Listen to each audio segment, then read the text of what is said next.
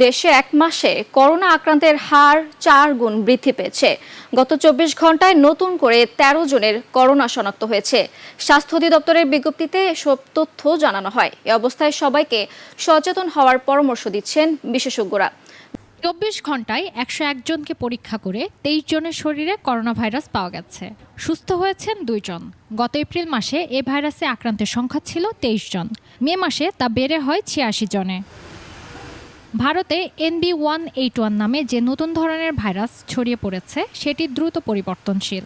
আতঙ্কিত না হয়ে সবাইকে স্বাস্থ্যবিধি মানার নির্দেশনা দেয়া হচ্ছে।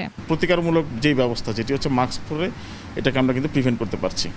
জ্বর, সর্দি, হাঁচি, কাশি থাকলে দেরি না করে চিকিৎসকের পরামর্শ নেওয়ার কথা বলছেন বিশেষজ্ঞরা। যদি আমি সতর্ক না হই, সচেতন না, স্বাস্থ্যবিধি মেনে না চলি, সংক্রমণ বাড়লে সেক্ষেত্রে মৃত্যু ঝুঁকিটা অনেক বেশি হয়ে যায়। 2020 সালের 8 মার্চ বাংলাদেশে প্রথম করোনা ভাইরাস শনাক্ত হয়।